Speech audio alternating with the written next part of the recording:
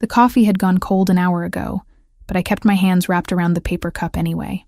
The cafe in Coral Gables hummed with afternoon energy, the kind of place where people came to be seen rather than to actually drink overpriced lattes.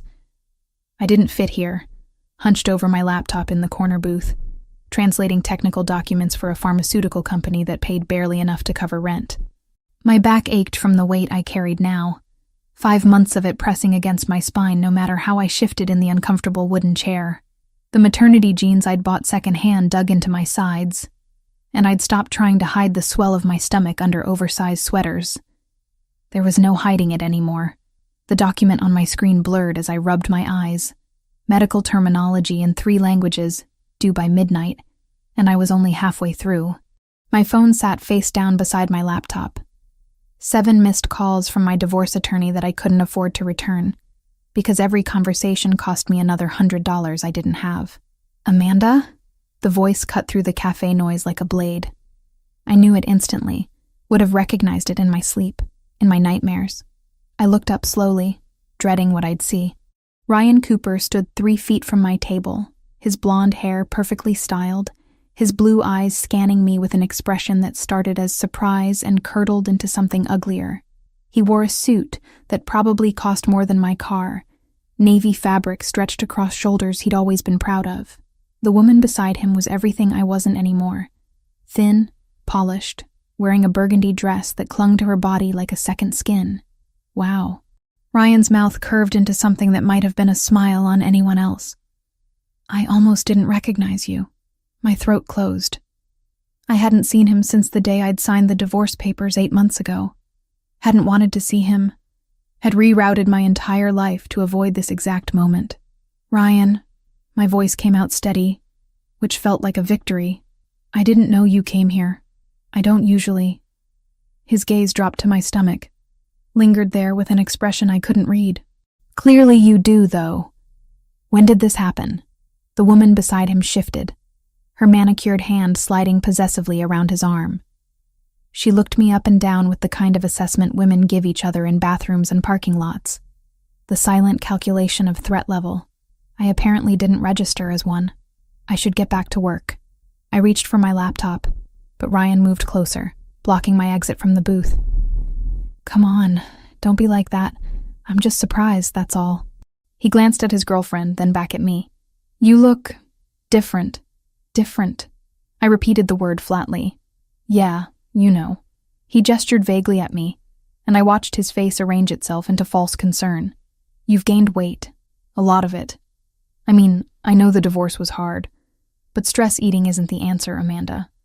You should really take care of yourself. Heat flooded my face. The cafe seemed to shrink around us, other conversations fading into white noise. I was suddenly, acutely aware of every person who might be listening, might be watching Ryan Cooper tell his fat ex-wife that she'd let herself go. I'm not stress eating. The words came out harder than I intended. No? His eyebrows lifted in exaggerated surprise. Then what's your excuse? Because you used to be so careful about your figure. Remember when you wouldn't even eat carbs after 6? And now look at you. His girlfriend laughed, a tinkling sound that made my hands curl into fists under the table. Ryan, leave her alone. Maybe she's just happy now. Happy. Ryan snorted.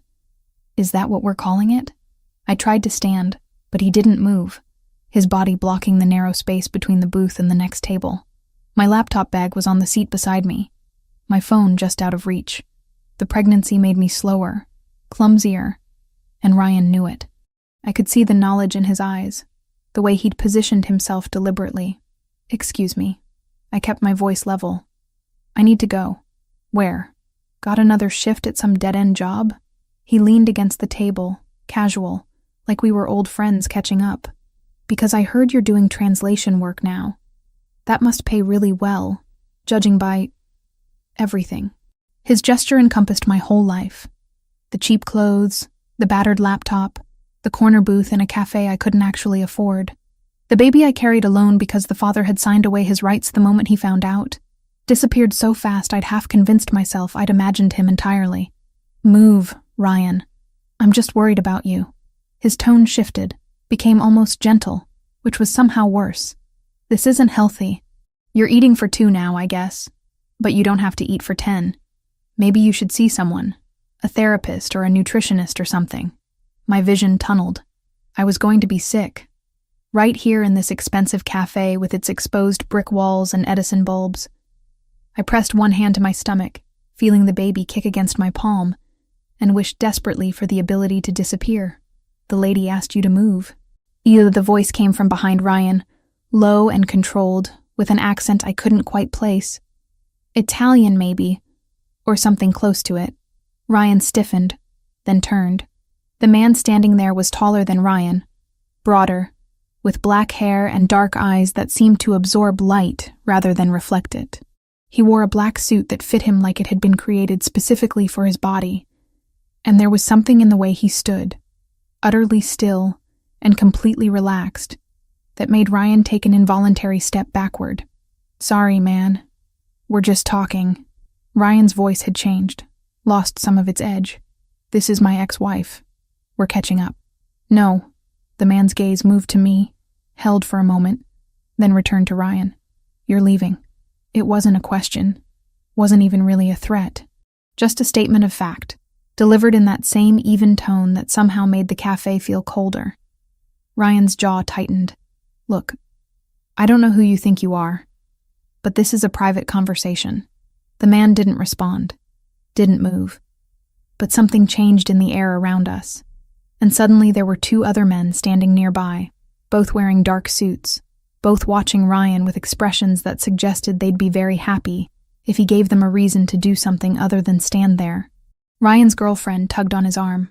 Ryan, let's just go. Yeah. Ryan forced a laugh that didn't sound convincing even to him. Yeah, we should grab our table anyway. Good seeing you, Amanda. You should really watch what you're eating, though.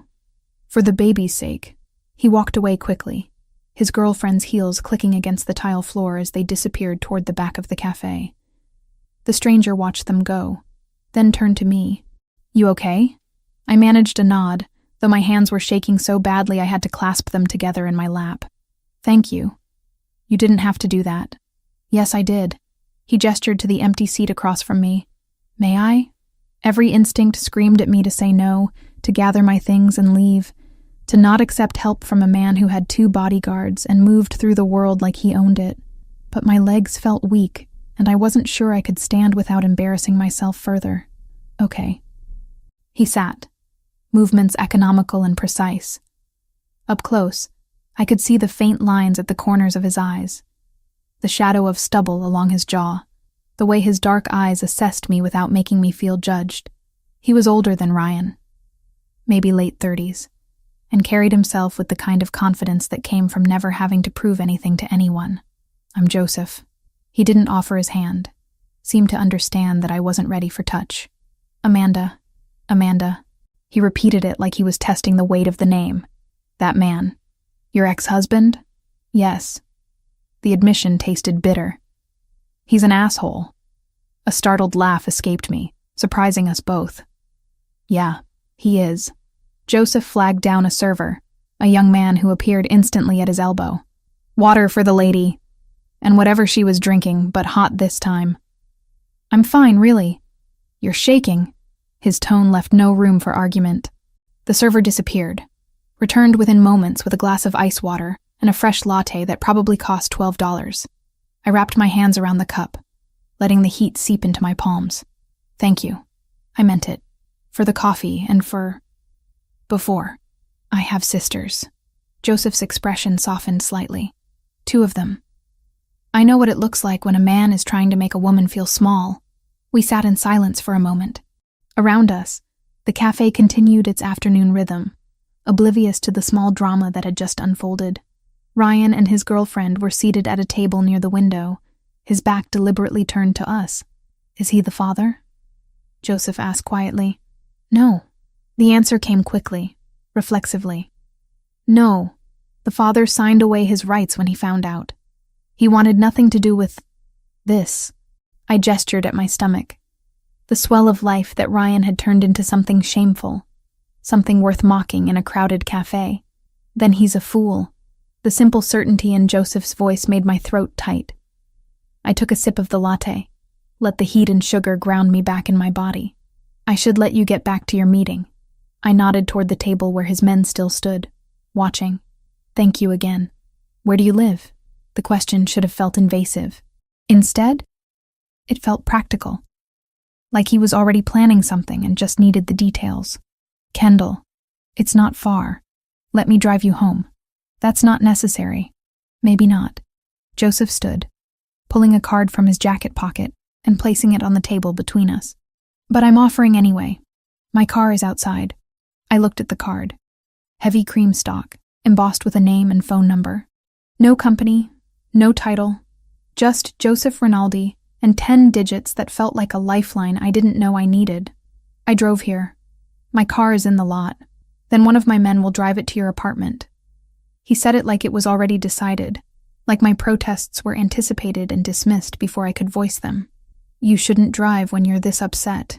He was right, though I hated admitting it. My hand still shook, and the thought of navigating Miami traffic while trying not to cry felt impossible. Okay. The word came out small. Thank you.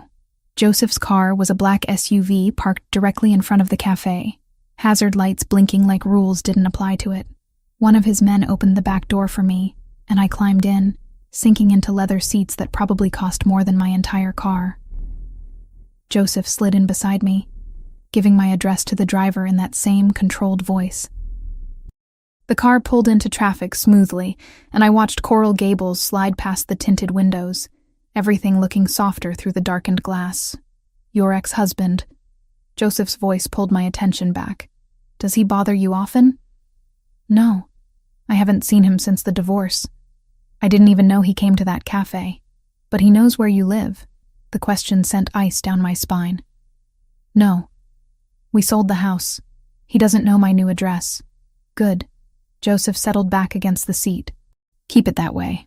We rode in silence for a while. The driver navigated the streets with practiced ease, and I realized Joseph must make this trip often, must know these roads as well as I did. Maybe better. What do you do? I asked finally. For work, I mean. Import and export.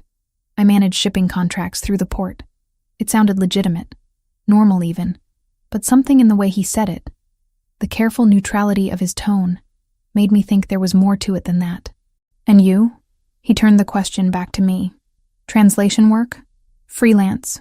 Medical documents mostly. Technical manuals. Whatever pays. That sounds difficult. It is. I couldn't remember the last time someone had acknowledged that, had seen the work for what it was instead of treating it like something I did to pass the time. But I can do it from home, and the hours are flexible, which I'll need when the baby comes. When are you due? 4 months. June. Joseph nodded, processing this information with the same calm focus he seemed to apply to everything. The car pulled up outside my apartment building, a modest complex that had seen better decades. The driver parked smoothly, and Joseph's other man appeared with my laptop bag and purse, items I hadn't even remembered leaving at the cafe. Thank you. I took my things, clutching them like armor. Really, for everything. Joseph pulled out another card, identical to the first. If you need anything, if your ex shows up again, if you just need someone to call, use this number. I will. I probably wouldn't, but the gesture settled something in my chest. I mean it, Amanda. His dark eyes held mine. Any time, for any reason. I nodded, then climbed out of the car before I could do something stupid like cry. I made it to my apartment door before I heard the SUV pull away, before I let myself collapse against the cheap wood and finally let the tears come. The card stayed in my pocket, heavy as a promise I didn't know if I'd ever have the courage to keep. 3 weeks passed before I touched the card again. It had lived in my wallet, pressed between expired grocery store coupons and my driver's license, a secret I carried everywhere but never acknowledged. I'd convinced myself I wouldn't need it, that Ryan's appearance at the cafe had been an unfortunate coincidence. Nothing more. Then the envelope arrived. It was waiting for me when I got home from the grocery store, propped against my apartment door like a threat. Thick cream paper, expensive weight, the kind that lawyers used when they wanted you to know they meant business. My name printed across the front in serif font that probably cost extra. I set down my bags of generic pasta and wilting vegetables, hands already trembling as I tore open the seal. The letter inside was 3 pages long, dense with legal terminology I'd have to translate if it were in another language, but somehow struggled to comprehend in English.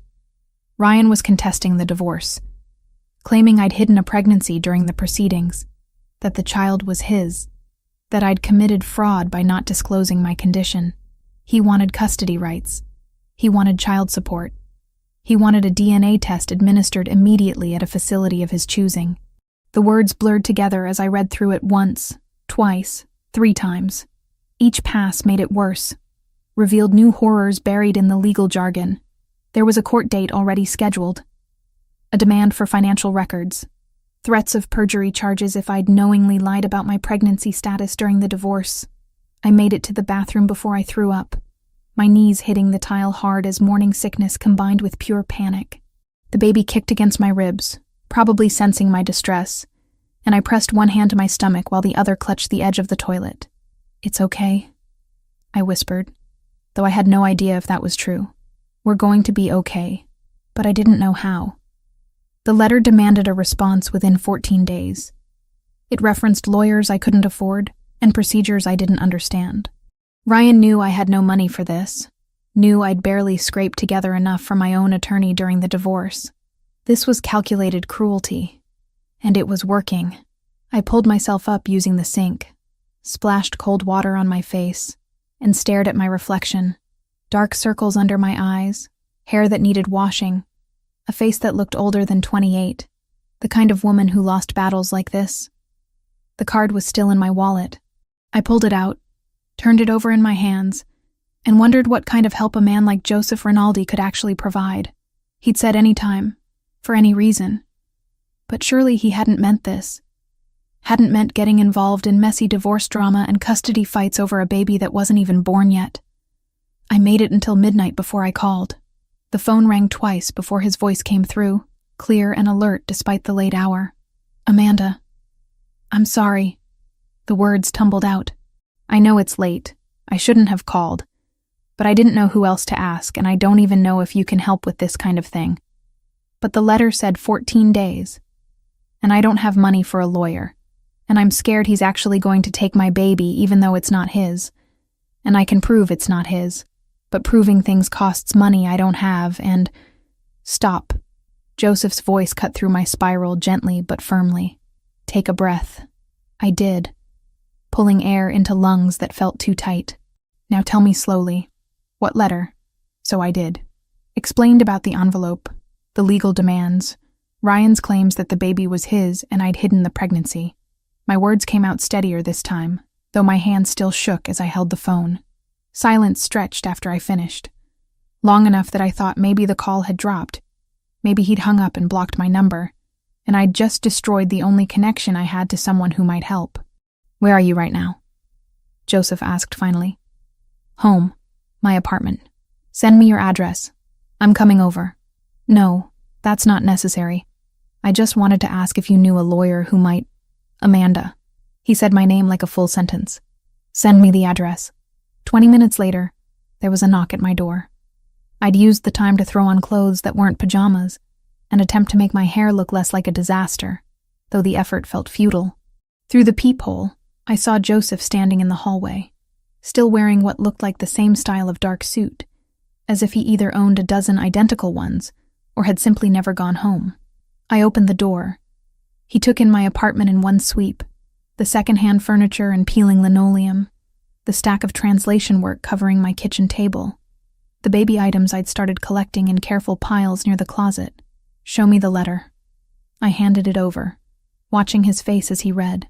His expression gave nothing away, but his jaw tightened slightly when he reached the second page, and something dangerous flickered in his dark eyes at the third. "This is harassment." He set the letter down on my coffee table with careful precision. "Everything in here is designed to scare you into settling or giving up. It's working. That's why we're going to stop it." Joseph pulled out his phone, typed something quickly, then looked back at me. "I have lawyers. Good ones. They'll handle this. I can't afford—" "I'm not asking you to pay." He held up a hand before I could protest further. "Consider it a favor. That's too much. I can't accept that. Can you afford to fight this on your own? The question hung in the air between us. We both knew the answer. No, I admitted finally. But I can't just take charity from someone I barely know. Then don't think of it as charity. Joseph settled into my worn armchair like it was a throne, completely at ease despite the surroundings. Think of it as an exchange. I help you with this legal situation, and you help me with something else. What could I possibly help you with? Translation work. Legitimate contracts for my shipping business. I have documents that come through in 6 different languages, and I pay external services that charge triple what they should, and take twice as long. He gestured at the papers scattered across my table. You clearly know what you're doing. Work for me. I'll pay you properly, and in return, my lawyers make your ex-husband's nuisance lawsuit disappear. It felt too easy, too convenient, but desperation made people accept things they normally wouldn't, and I was desperate enough to drown. What kind of shipping business requires 6 languages? The international kind. Joseph's expression didn't change. Import and export through the port of Miami. We handle cargo from Europe, Asia, South America. The documentation alone is a nightmare. And it's all legal? The contracts you'd be translating? Yes, completely legitimate business. He pulled out another card. This one with a business address printed below his name. Come by the office tomorrow. Meet my attorney, review the contracts, decide if you're comfortable with the work. Why are you doing this? Joseph was quiet for a moment, his gaze moving to the baby items stacked near my closet. Then back to me. I told you I have sisters. 2 of them. My older sister, Sophia. She was 22 when she got pregnant. The father disappeared the moment she told him. She was terrified, had no money, no degree yet. Our mother had died the year before. And it was just us. He paused, and something raw crossed his face before he controlled it. I was 19, barely holding things together myself. But I watched her try to do everything alone. Watched her cry at night when she thought I couldn't hear. Watched her get smaller and scared and broken. I swore then that if I ever had the power to help someone in that situation, I would. The honesty in his voice made my throat tight. Is she okay? Your sister? She's a lawyer now. Runs half my business operations. Her son is 16, plays basketball, wants to be an engineer. A genuine smile touched Joseph's mouth briefly. She's more than okay. But she shouldn't have had to struggle like that. And neither should you. I looked at the letter on my coffee table, at the threat it represented, then back at Joseph, at this strange man who'd appeared in my life 3 weeks ago, and was now offering me a way out of drowning. Okay, I said. I'll come to your office tomorrow. Good. Joseph stood, pulled a business card from his jacket, and wrote something on the back before handing it to me. That's my personal cell, not the office line. If anything happens before tomorrow, if your ex shows up or contacts you, call me immediately. Thank you. The words felt insufficient for what he was offering. Really, I don't know how to repay this. Work hard, do good translations. That's payment enough. He moved toward the door, then paused. And Amanda? Stop thanking me. You're not asking for a handout. You're accepting help you deserve and agreeing to earn it. There's no shame in that. After he left, I sat on my couch holding both business cards, the official one and the one with his personal number scrawled on the back in neat handwriting. The letter from Ryan's lawyer still sat on my coffee table, but somehow it felt less threatening now, less like a death sentence and more like just another problem that had a solution. The baby kicked, a flutter of movement that was becoming more insistent as the weeks passed. I placed my hand over the spot, felt the small life I was carrying push back against my palm. We're going to be okay, I whispered again. This time, I almost believed it. The next morning, I dressed carefully in the one professional outfit I still owned from my old life, when I'd worked in an office and had business clothes and a 401k. The navy pants were tight around my waist now, and I had to leave the button undone beneath my flowing blouse. But at least I looked presentable. Joseph's office was in downtown Miami, a glass tower that reflected the morning sun and made me feel impossibly small as I approached. The lobby was all marble and modern art, the kind of space where my secondhand shoes seemed to echo too loudly. The elevator took me to the 15th floor. When the doors opened, a woman in her early 40s stood waiting, dark hair pulled back severely, wearing a charcoal suit that was both elegant and intimidating. "Amanda Wells?" She extended her hand. "I'm Sophia Rinaldi, Joseph's sister and the attorney who'll be handling your case." So this was the sister he'd mentioned, the one who'd struggled alone and come through stronger. I shook her hand, noticing the similarities between her and Joseph. The same dark eyes, the same controlled intensity. "Thank you for seeing me. Thank you for agreeing to work with us." Sophia gestured down the hallway. "Joseph's in a meeting, but he wanted me to review everything with you first. Shall we?" Her office was smaller than I'd expected, but perfectly organized. Windows overlooking Biscayne Bay. Case files stacked with military precision. She gestured me into a chair across from her desk and pulled out a yellow legal pad. "Walk me through everything, from the beginning." So I did. The marriage to Ryan, the emotional abuse that had taken me years to recognize as abuse, the divorce, the brief relationship afterward with a man whose name I'd barely remembered by the time the pregnancy test came back positive, his immediate disappearance when I told him, the papers he'd signed relinquishing all parental rights, witnessed and notarized and filed away in a drawer I tried not to think about. Sophia took notes, asked pointed questions, never once made me feel judged or small. When I finished, she set down her pen and looked at me directly. "Your ex-husband has no case. None. The pregnancy occurred after your divorce was finalized. You have documented proof that another man is the biological father and has waived rights, and Ryan has no legal standing whatsoever." She tapped the legal pad. "This is intimidation, pure and simple. He's counting on you being too scared or too broke to fight back. So what do? We respond with overwhelming force." Sophia's expression was coolly professional. "I'll draft a response that not only refutes every claim, but threatens counter-litigation for harassment. I'll include documentation of the biological father's waiver, medical records establishing conception dates, and a formal demand that he cease all contact with you. Will that be enough? It'll be a start. If he persists, we escalate. But most bullies back down when they realize their target has real resources." She pulled out a contract. "Now, for the work arrangement. Joseph mentioned you do translation." We spent the next hour reviewing contracts, discussing languages and rates that made my head spin. The pay Joseph was offering was more than triple what I made from my freelance work. And the contracts themselves seemed straightforward enough, shipping manifests and cargo declarations and customs documentation. "These are all legitimate?" I had to ask. Sophia's expression didn't change. "The documents you'll be translating are legal business contracts. I can't speak to everything that happens in this office, but what you'll be working on is completely above board." It was as honest an answer as I was likely to get. I signed the contract, watched Sophia file it away with the same precision she applied to everything else. "Joseph believes in helping people who deserve it," she said as I stood to leave. "Don't make him regret this investment." "I won't." She walked me to the door, then paused.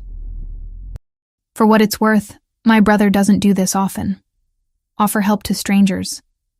You must have made an impression." I didn't know what to say to that, so I just nodded and left. Joseph caught me at the elevator, appearing from wherever his meeting had been with that same quiet intensity. "Sophia took care of everything?" "Yes. Thank you. For all of this. Stop thanking me." But he said it without heat. "You start Monday. Someone will email you the first batch of documents tonight." The elevator arrived, doors sliding open. I stepped inside, pressed the button for the lobby, and watched Joseph's face as the doors began to close. "Amanda," his hand shot out, stopping them. "One more thing. That card I gave you, with my personal number? I meant what I said. Anytime. For any reason." The doors closed before I could respond, and I rode down to the lobby wondering what kind of man Joseph Rinaldi really was, and why he'd decided to save someone like me. 2 months later, my life had developed a rhythm I'd never expected to find comfortable. 3 times a week, I took the bus to downtown Miami, climbed to the 15th floor of Joseph's building, and spent hours translating shipping contracts from Portuguese, Spanish, and French into English. The work was methodical, precise, and paid enough that I'd actually started saving money for the first time since the divorce. 7 months pregnant now. Every movement required calculation. Getting on and off the bus meant timing, planning, accepting help from strangers who held doors and offered seats. My body had become public property in ways that still startled me. People touching my stomach without asking, offering unsolicited advice about what I should eat, how I should sit, whether I should be working at all. Joseph's office had become a refuge from that. His employees treated my pregnancy as unremarkable. Just another fact about me, like my hair color, or my preference for tea over coffee. The security guards knew my name. The receptionist kept ginger candies at her desk for my morning sickness. And Joseph himself had developed a habit of appearing with lunch whenever he noticed I'd skipped it. Today was Cuban from a place in Little Havana that he swore made the best ropa vieja in Miami. He set the containers on the small desk I'd claimed in a corner office, then settled into the chair across from me, without asking if I minded the company. "You're working too hard." He nodded at the stack of translated documents piling up beside my laptop. "I'm working the normal amount. You're the one who gave me all these contracts. Because you're good at it.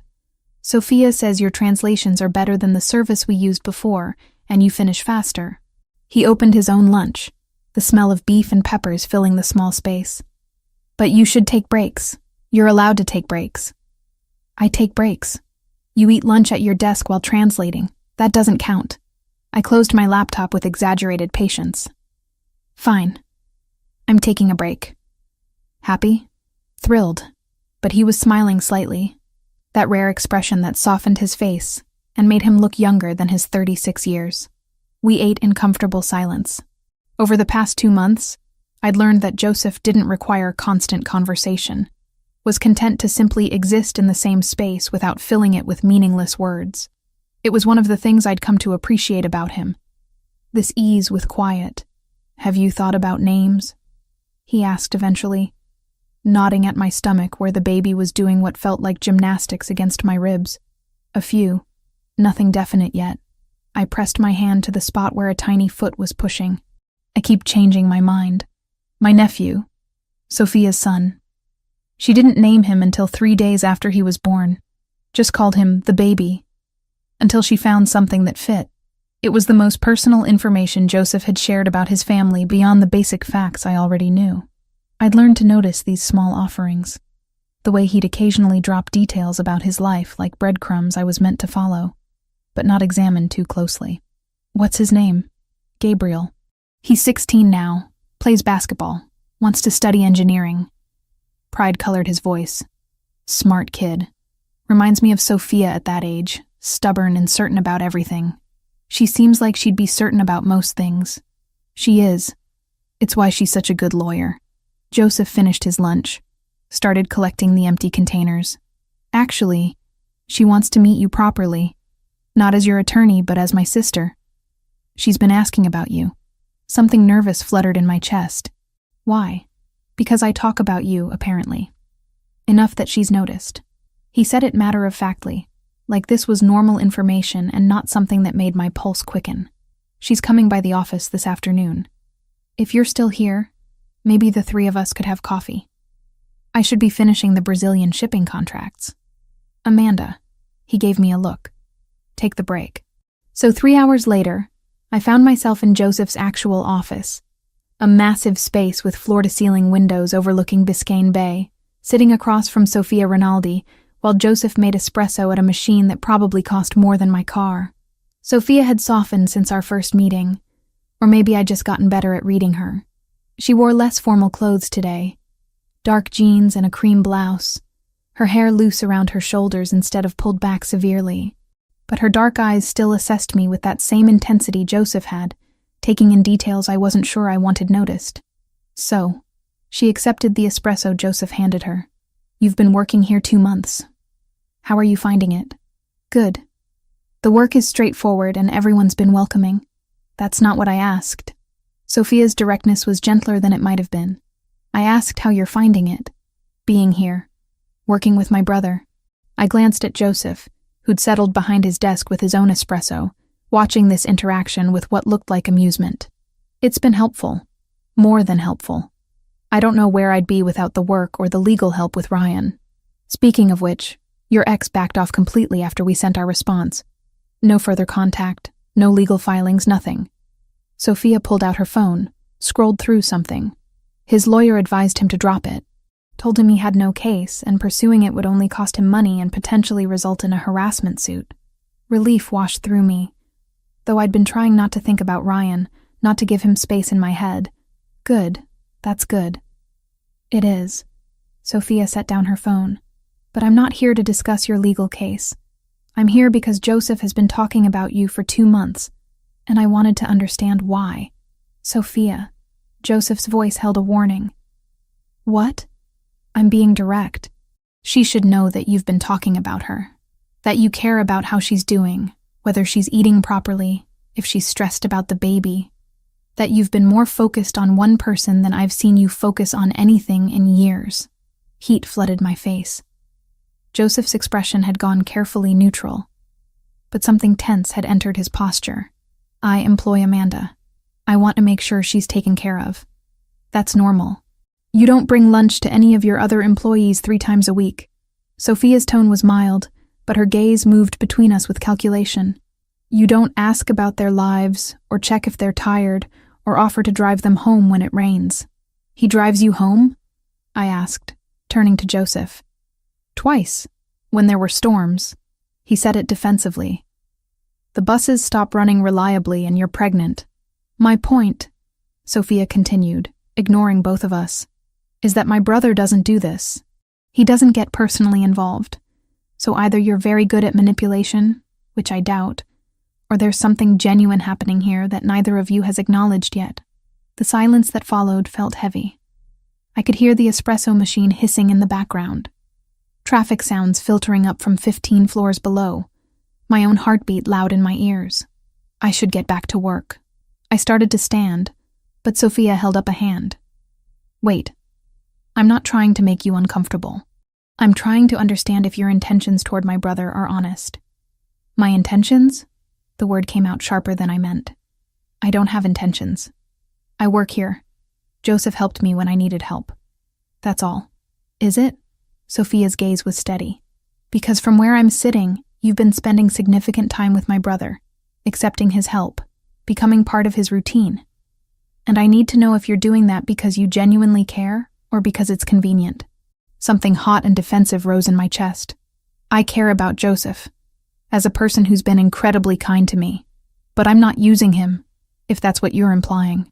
I'm working hard, translating everything you give me, trying to earn what he's providing. That's not an answer to my question.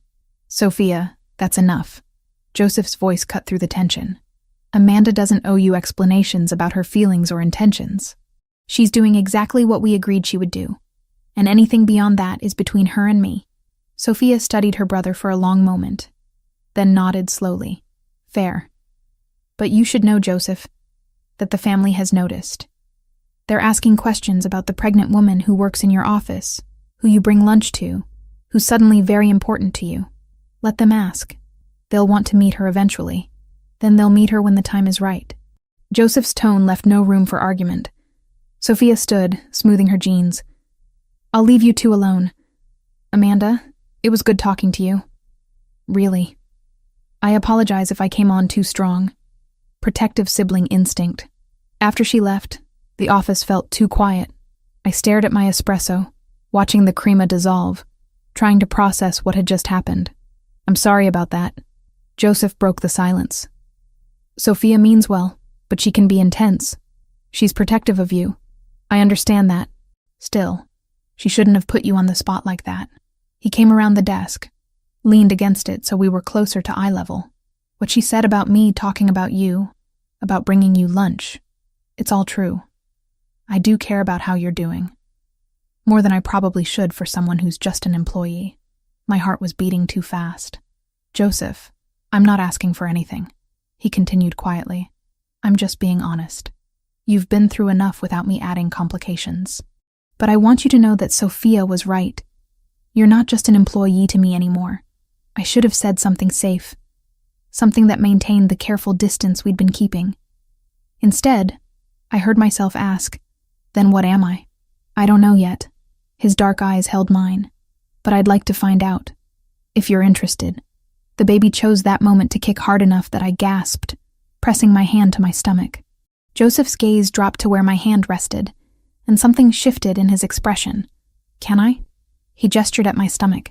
No one had asked permission before. They just touched. Assumed they had the right. The fact that Joseph asked made me nod before I'd fully thought through what I was agreeing to. His hand was warm through the fabric of my shirt, gentle as he placed it where the baby was moving. We stayed like that for a moment, his palm over my stomach, both of us feeling the small life I carried push back against the pressure. "That's incredible," he said softly. "It's weird." "That's what it is." But I was smiling. Feels like there's an alien in there sometimes. A very active alien. He pulled his hand back, but didn't step away. "Have you thought about what happens after? After the baby comes?"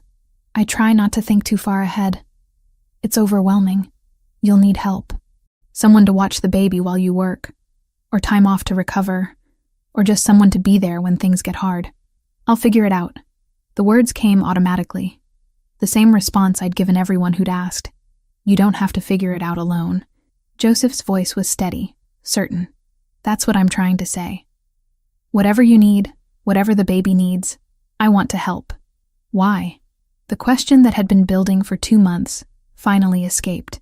Why do you care this much about someone you barely know? I told you about Sophia, about watching her struggle. That's part of it. He was quiet for a moment. But it's also you. The way you keep showing up, keep working hard, keep moving forward even when things are difficult. The way you didn't let your ex make you small, even when he tried. You're stronger than you think you are, Amanda. And I find that compelling. No one had ever called me compelling before. The word settled into my chest, warm and unexpected. I should get back to those Brazilian contracts, I said finally, because I didn't know what else to say, how to respond to this man who'd somehow become central to my life without either of us planning it. Take them home. Work tomorrow instead. Joseph moved back behind his desk, giving me space again. You've been here since 8 this morning. That's enough for today. I gathered my things, hyper-aware of his presence as I packed up my laptop. At the door, I paused, turned back. Joseph. What Sophia asked about my intentions. I do care about you. More than I probably should, too. His expression softened. Good. That makes this less complicated. Or more complicated. Maybe. But I've never been afraid of complicated. I left before I could say anything else. Anything that might push us past the careful line we'd been walking. But as I rode the elevator down to the lobby, I touched my stomach where his hand had rested, and wondered what it meant that I wanted him to touch me there again. Wanted him to be part of this in ways I hadn't let myself imagine before. The baby kicked in response, and I took it as agreement. The contraction hit while I was translating a Portuguese customs declaration, a sudden tightening across my abdomen that made me gasp and grip the edge of my desk. 8.5 months, still 2 weeks before my due date, and my body had apparently decided it was done waiting. I breathed through it, counting seconds the way the online videos had taught me, waiting for it to pass. When it did, I checked the time on my laptop. 10 in the morning. Joseph was in a meeting with potential shipping partners. Something about expanding routes to Argentina that Sophia had mentioned would take at least 2 hours. 20 minutes later, another contraction came. Stronger this time, sharp enough that I had to stand and pace the small office, one hand pressed to my lower back. This wasn't practice. This was real, and it was happening too fast. I pulled out my phone with shaking hands, pulled up Joseph's contact. He'd told me to call any time, but interrupting his meeting for this felt like overstepping some invisible boundary we'd been carefully maintaining for weeks. The third contraction made the decision for me. He answered on the first ring. Amanda? What's wrong? I think I'm in labor. My voice came out steadier than I felt. I'm sorry. I know you're in a meeting, but the contractions are getting closer, and I don't think I should take the bus to the hospital and... Stay where you are. I'm coming. The line went dead. I managed to gather my laptop and purse before the next contraction hit. This one strong enough that I had to lean against the desk and focus on breathing. The baby had been active all morning, pressing against my ribs and spine like it was trying to find an exit. Joseph appeared in less than 5 minutes, still wearing his suit jacket, his face composed but his eyes sharp with concern. He took in my position against the desk, the way I was breathing through another contraction, and moved immediately to my side. How far apart? His hand settled on my back, applying gentle pressure that somehow helped. Maybe 15 minutes? They started about an hour ago. Okay, we're going to Baptist Hospital. I already called ahead, they're expecting you. He helped me straighten as the contraction passed, then retrieved my bags with his free hand. Can you walk? Yes, I'm fine. Really, it's just... Another contraction cut me off, and Joseph's arm came around my waist, supporting my weight. You're not fine. You're in labor. Stop pretending otherwise. The elevator ride down felt eternal. Joseph kept one hand on my back, murmuring something in Italian that I didn't understand but found comforting anyway. His driver was waiting when we reached the lobby, the black SUV already running. Joseph helped me into the back seat, then slid in beside me. The driver pulled into traffic smoothly, but every bump in the road sent jolts of discomfort through my body. Another contraction came, stronger than the ones before, and I heard myself make a sound I didn't recognize. Breathe. Joseph's hand found mine, let me squeeze as hard as I needed. We're almost there. 5 more minutes. This is too early. I'm not ready. I don't have everything I need at home yet, and I haven't finished the nursery corner, and... Amanda. His voice cut through my spiral. None of that matters right now. Right now, you just need to focus on breathing and getting to the hospital. Everything else, we'll handle later. Baptist Hospital materialized through the window, all glass and concrete and promise of help. Joseph had the door open before we'd fully stopped, his arm around my waist again as he guided me toward the entrance. A nurse with a wheelchair was already waiting, clipboard in hand. Amanda Wells? She was efficient, professional, getting me into the chair without fuss. We have a room ready for you. When did contractions start? I tried to answer, but Joseph did it for me, relaying times and intervals with precision, while I focused on not screaming through another contraction. The hospital moved around us in a blur of hallways and automatic doors and concerned faces. Someone put a hospital gown in my hands. Someone else hooked monitors to my stomach. A doctor appeared, young and competent, explaining that premature labor at 36 weeks wasn't ideal, but also wasn't dangerous. That the baby would likely be fine, but might need some extra monitoring. Through all of it, Joseph stayed. He answered questions when I couldn't, held my hand when the contractions peaked, spoke to the medical staff with the same calm authority he brought to everything. When the doctor asked if he was the father, he didn't correct them, just said he was staying regardless. You don't have to. I managed between contractions. This wasn't part of our agreement. You've already done enough. Stop talking about agreements. He brushed damp hair from my forehead. I'm staying because I want to. Because you shouldn't do this alone. The labor progressed faster than anyone expected. 4 hours of increasing pain, of breathing techniques that stopped working, of nurses checking dilation and making encouraging sounds that felt condescending, until suddenly they weren't. Suddenly it was time to push, and there were more people in the room, and Joseph was beside me saying things I couldn't quite hear over the roaring in my ears. One more push, Amanda. You're almost there.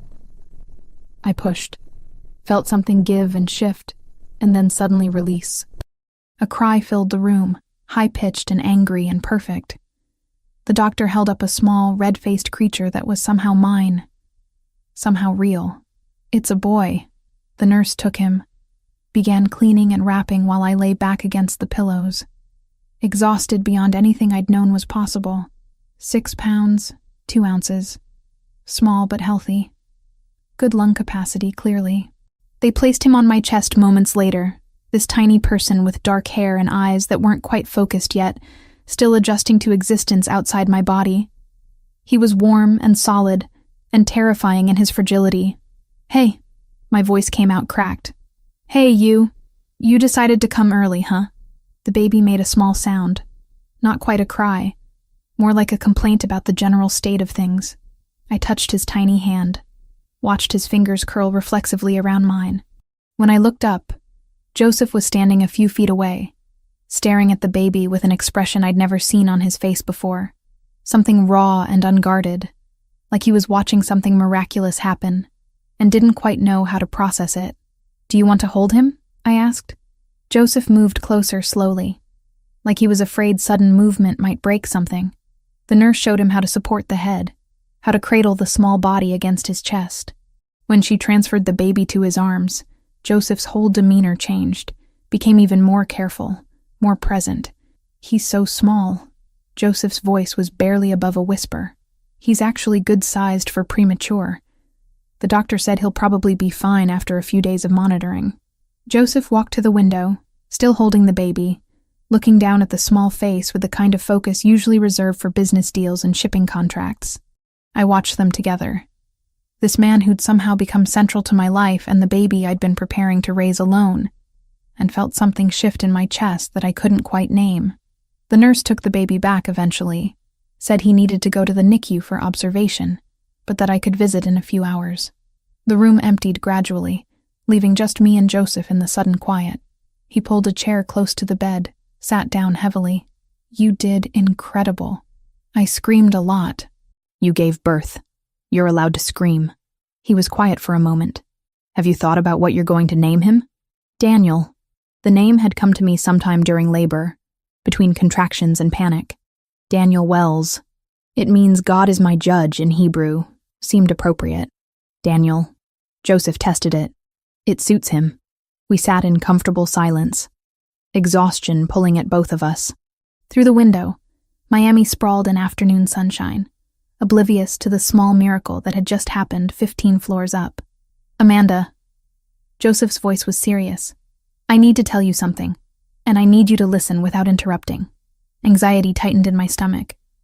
"Okay, I didn't plan this. Didn't plan to care about you the way I do. When I helped you in that cafe 2 months ago, I thought it would be a one-time thing. A favor for someone in a bad situation, and then we'd both move on." He leaned forward, elbows on his knees. "But that's not what happened. Joseph, you said you'd listen." His tone was gentle but firm.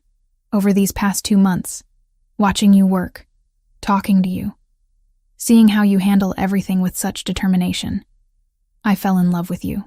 Not because you're vulnerable, or because I have some savior complex, but because you're strong and honest, and you make me want things I'd convinced myself I didn't need." My throat felt tight. "What things?" "A family. A home that's more than just a place I sleep. Someone to share things with beyond business and obligations." He held my gaze. "I want to be there for Daniel.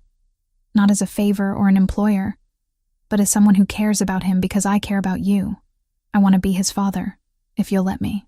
I want to be part of your life in every way you're willing to have me."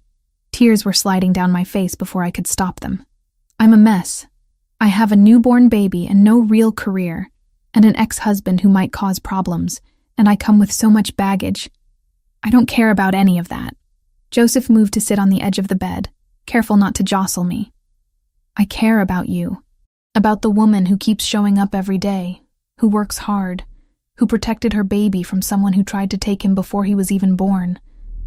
That's who I fell in love with. I love you too." The admission felt easier than I expected. "I've been trying not to, trying to keep things professional and appropriate. But I love you." He kissed me then, gentle and careful, mindful of everything I'd just been through. When he pulled back, his hand came up to cup my face. "Then let me do this. Let me be there for you and Daniel, not as your boss or your benefactor, but as someone who wants to be part of your family. What if you change your mind? What if you realize this is too much responsibility?" "I won't." His certainty was absolute. "I've been responsible for people my entire adult life. I raised my sisters after our parents died, built a business, made decisions that affected hundreds of employees. But I've never wanted any of it the way I want this. Want you."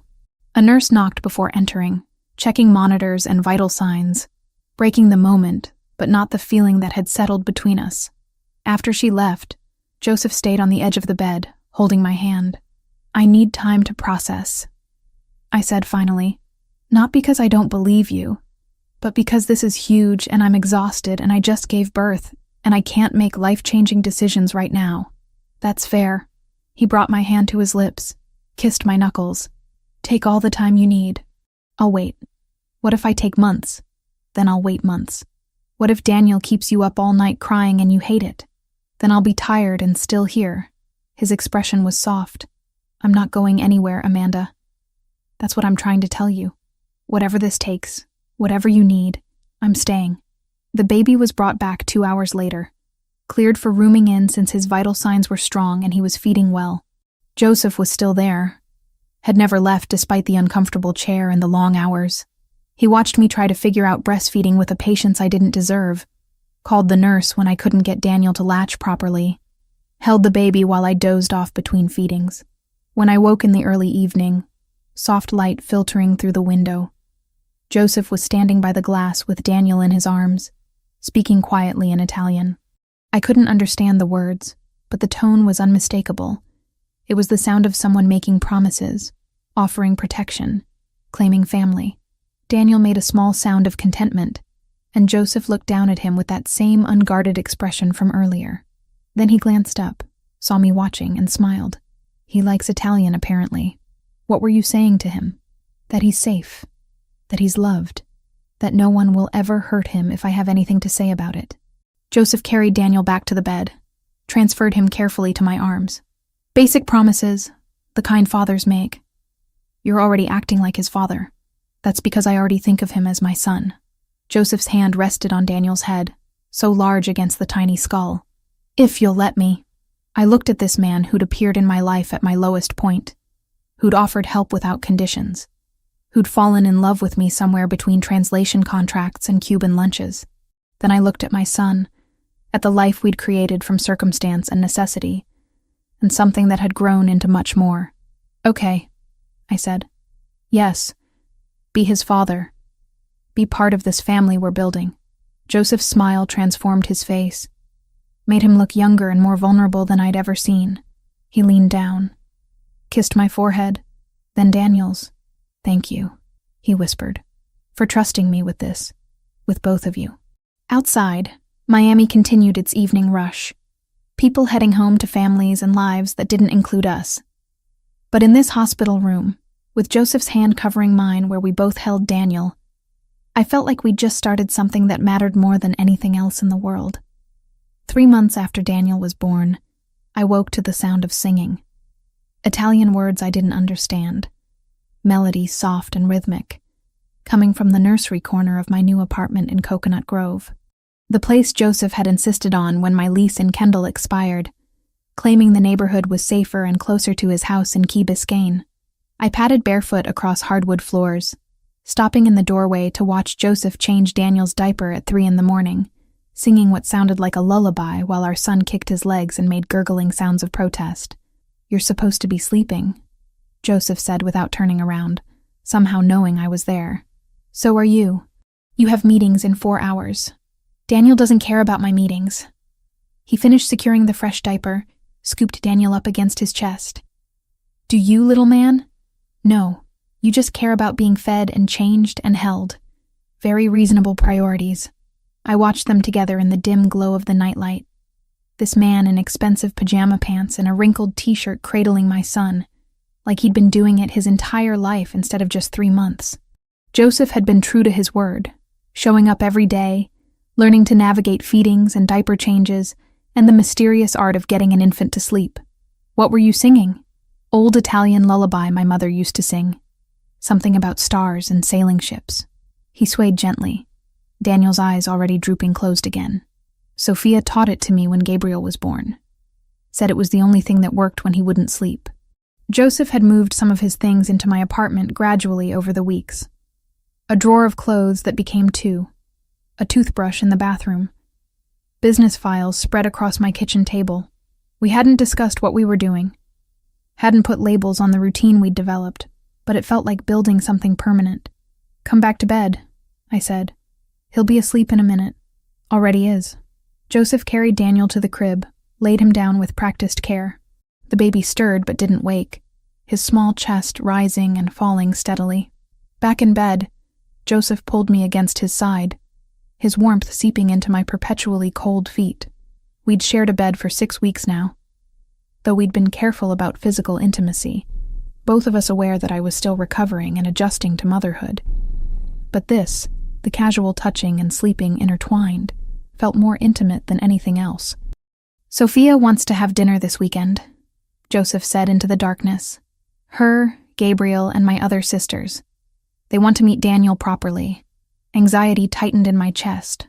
"All of them?" "Maria and Julia have been patient, but they're getting insistent. Maria especially. She has 3 kids, and apparently Daniel needs to meet his cousins."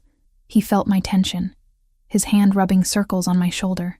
"They're going to love you, I promise." "What if they don't? What if they think I'm taking advantage of you? Or that I trapped you with a baby that isn't even yours?" "Stop." Joseph shifted to face me, his features barely visible in the ambient light from the street. "First, Daniel is mine in every way that matters. Second, my family knows me well enough to know I don't get trapped into anything. If they think anything, it's that I'm lucky you gave me a chance. That's not how this works. You're the one who saved me. We saved each other." His thumb traced my cheekbone. "You gave me a reason to want something beyond business, to build a real life instead of just existing between deals and obligations." I kissed him then, slow and deep, feeling him respond immediately. His hand slid under my shirt, warm against my skin, and I pressed closer until he pulled back slightly. "Are you sure? The doctor said 6 weeks, and it's been 6. It's been long enough." I cut him off. "And I'm sure." What followed was careful and tender, Joseph treating me like something precious that might break, both of us learning each other's bodies in the quiet hours before dawn.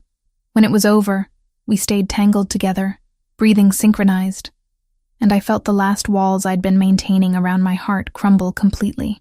"I love you," I whispered against his chest. "I love you too." His arms tightened around me. "Both of you. This family we're building." Daniel woke an hour later, hungry and insistent. Joseph brought him to me in bed, settled beside us while I fed the baby, his hand resting on Daniel's back. In moments like this, I could almost forget the complications of how we'd gotten here. Could pretend we were just a normal family waking up to face another day. The illusion shattered a week later. I was walking Daniel in his stroller through the parking lot of our apartment building, enjoying the slice of sunshine and cooler air that had finally broken Miami's relentless humidity. Joseph was at the office dealing with some shipping emergency, and I decided fresh air would help Daniel sleep better for his afternoon nap. The black sedan appeared too quickly, pulling in front of me and blocking my path. 2 men stepped out, both wearing dark suits that immediately marked them as dangerous. My hands tightened on the stroller handle, every maternal instinct screaming at me to run. "Amanda Wells." The taller one spoke with a thick Russian accent. "We just want to talk. I have nothing to say to you." I tried to move around them, but they shifted to block me. "Mr. Rinaldi has something that belongs to our employer. We thought perhaps his woman and child might encourage him to return it." Terror flooded through me, cold and sharp. These weren't random criminals. They knew who I was, who Joseph was, and they'd been watching long enough to know about Daniel. "I don't know what you're talking about." "Of course you don't." The second man smiled without warmth. "Come with us quietly, and the baby won't be frightened." I opened my mouth to scream, but before any sound came out, 3 SUVs materialized from different directions. Men poured out, all wearing the same dark suits, all moving with coordinated precision. The Russians reached for weapons but didn't get them clear before they were surrounded. One of Joseph's security team, a man named Marco, who I'd seen at the office, appeared at my side. "Mrs. Wells, are you hurt?" No, I'm fine. Daniel's fine." My voice shook. "What just happened?" "Mr. Rinaldi has protective surveillance on you and the baby. When these men approached, we were alerted. Marco was already guiding me toward one of the SUVs. We need to move you to a secure location now." Daniel started crying, disturbed by the tension and raised voices. I picked him up from the stroller, holding him against my chest while Marco helped us into the vehicle. Through the window, I watched the Russians being detained, hands secured behind their backs, while someone spoke urgently into a phone. The drive took 15 minutes, ending at a house I'd never been to before. Joseph's house in Key Biscayne, all modern architecture and floor-to-ceiling windows overlooking the ocean. He met us at the door, his face pale in a way I'd never seen. "Are you okay? Is Daniel hurt?" He pulled us both into his arms, checking us over with shaking hands. We're fine. Marco's team stopped them before anything happened. I was trying to keep calm for Daniel, who'd finally stopped crying and was looking around with interest at the new surroundings. Joseph, what's going on? Who were those men? He led us inside, through a massive living space to a comfortable seating area. Once we were settled, Daniel content in my lap, Joseph sat across from us and ran his hands through his hair. I need to tell you something about my business. Something I should have explained before, but I was trying to protect you from it. The shipping isn't just shipping. Some of it is legitimate. The contracts you translate, those are real. But I also control other aspects of port operations. Things that bring me into conflict with rival organizations. He met my eyes directly. The Bratva, Russian organized crime. They've been trying to expand their territory in Miami. I've been blocking them. Today was their response. My arms tightened around Daniel. They wanted to kidnap us. Yes, to use as leverage against me. Joseph's jaw clenched. I had security watching you, but I should have told you about the threat. Should have been honest about what being with me means. What does it mean? It means you're a target. You and Daniel both. He leaned forward, elbows on his knees. I'm going to negotiate with the other families. Establish protocols that keep civilians out of conflicts. But until that's done, you'll have security everywhere you go. Marco's team will be assigned specifically to you and Daniel. The reality of his world crashed over me. This wasn't just about shipping contracts and import licenses. Joseph was part of something dangerous, something that could get us killed. I can keep you safe. His voice was urgent. I have the resources, the connections, but I'll understand if you want to walk away. If you take Daniel and leave Miami entirely, I'll make sure you have everything you need. Money, protection from a distance, a new life somewhere safe. You're asking me to choose between you and Daniel's safety. I'm giving you the choice I should have given you before. Joseph's expression was anguished. Before you fell in love with me. Before we built this family. I should have been honest about the risks. Daniel grabbed my finger, squeezed with his tiny hand. He was 3 months old, had no idea that his life had just become complicated in ways I'd never anticipated. I looked at Joseph, at this man who'd become everything to me, who'd made promises he clearly intended to keep, even if it cost him what he wanted most. Tell me about the negotiations. What would it take to make us safe? Restoring old protocols. Families used to have rules, kept conflicts between organizations and away from civilians. That broke down years ago, but the leadership remembers how it worked. If I can convince them to reinstate those rules, to make attacking families off limits, we'd have protection beyond just my resources. How long would that take? Weeks, maybe a month. I'd need to meet with the 5 major families, negotiate terms, get everyone to agree. He watched me carefully. It won't eliminate all danger. Being with me will always carry some risk. But it would be manageable risk, the kind you can live with. I thought about my apartment in Coconut Grove, about the life I'd been building with translation work and carefully saved money, about doing it alone, raising Daniel without Joseph, always looking over my shoulder for threats I didn't know how to identify. Then I thought about 3 a.m, Joseph singing Italian lullabies, about the way he looked at Daniel like he was the most important thing in the world, about falling asleep wrapped in his arms and waking up to a family I'd never expected to have.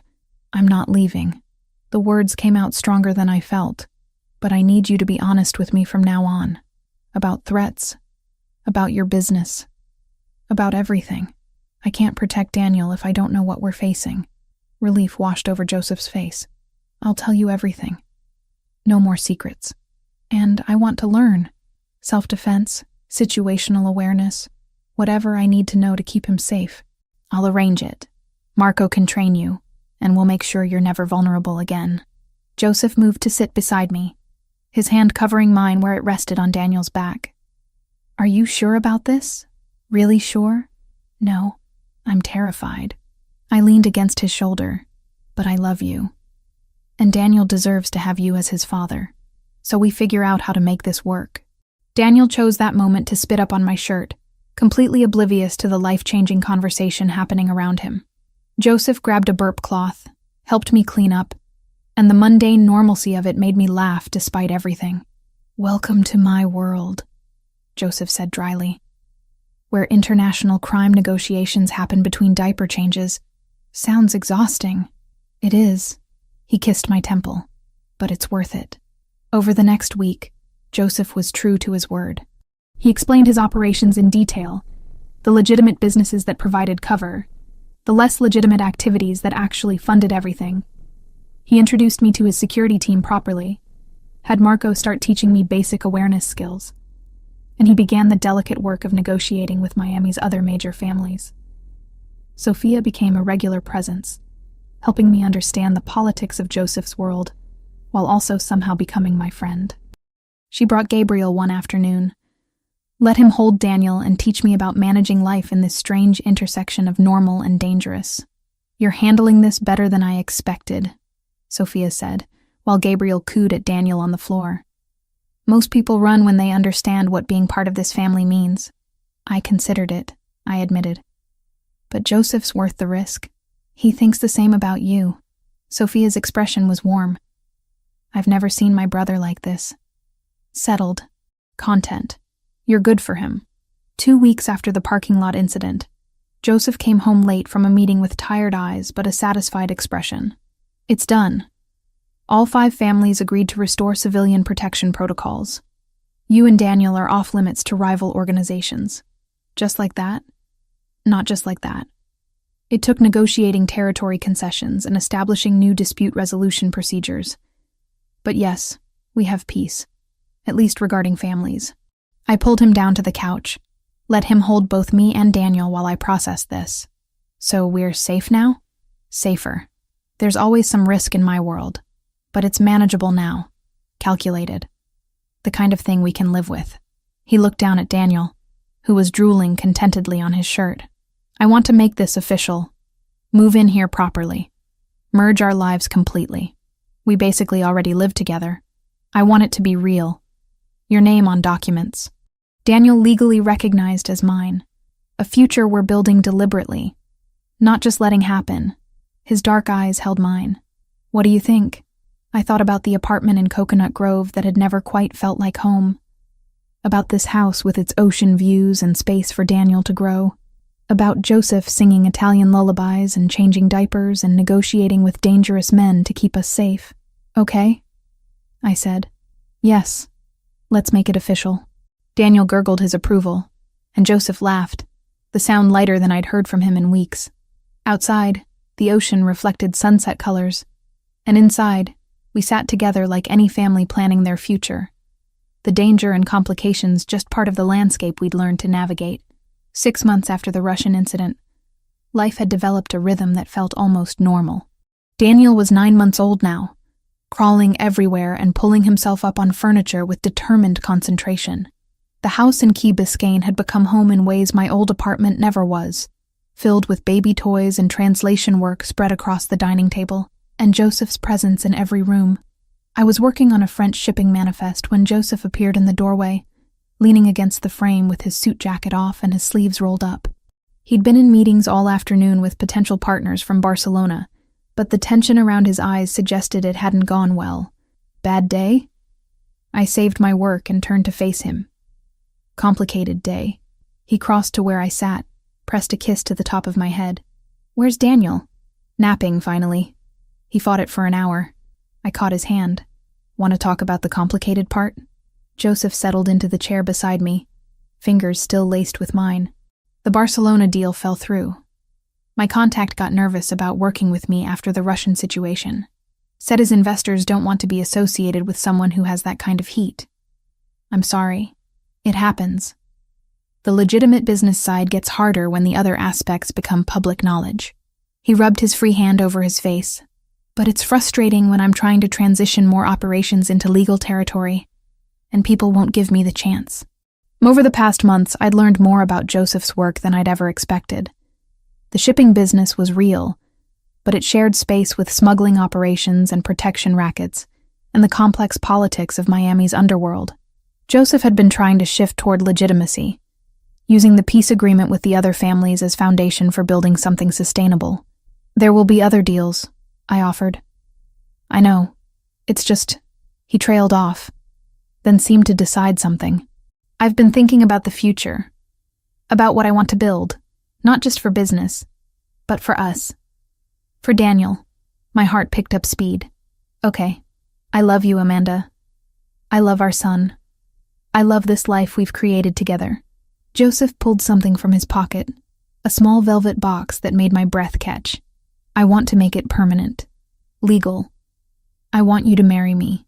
He opened the box to reveal a ring. Simple platinum band with a single diamond that caught the afternoon light streaming through the windows. Not ostentatious, not trying to prove anything. Just beautiful. Joseph, before you answer, I need you to understand what you're agreeing to. Marriage to me means accepting everything about my world, the danger and the complications, and the fact that I'll probably never be completely legitimate no matter how hard I try. His thumb rubbed circles on my hand. It means Sophia and Maria and Julia becoming your sisters officially, with all the interference that brings. It means raising Daniel in a world where security is always necessary, and normal families look at us differently. Are you trying to talk me out of saying yes? I'm making sure you know what you're choosing. His dark eyes were serious. Because once we do this, once we're married, you're part of the family in ways you can't undo. The other families will see you as my wife, which brings both protection and scrutiny. Your life will never be simple again. I thought about the past 7 months, about Joseph appearing in the hospital room at 3 a.m, because Daniel had a fever and I was scared, about him teaching me to shoot at a private range, insisting I know how to protect myself and our son, about the way he'd seamlessly integrated into every part of my life, from translation work to midnight feedings, never once making me feel like a burden. My life stopped being simple the moment Ryan mocked me in that cafe and you decided to help. I squeezed his hand. Everything since then has been complicated and scary and better than anything I had before. So yes, Joseph, I'll marry you. The relief and joy that crossed his face made him look younger, more vulnerable. He slipped the ring onto my finger, then pulled me into his lap and kissed me with the kind of intensity that still made my pulse race after all these months. Thank you, he murmured against my mouth, for trusting me with this. With you and Daniel. Thank you for asking properly, instead of just assuming. I settled against his chest, admiring the ring on my hand. When were you thinking? For the wedding? Soon. I don't want to wait. His arms tightened around me, but I want it done right. Family present, everything legal and official. Maybe a month. That's fast. I've waited long enough to make you my wife. I'm not interested in long engagements.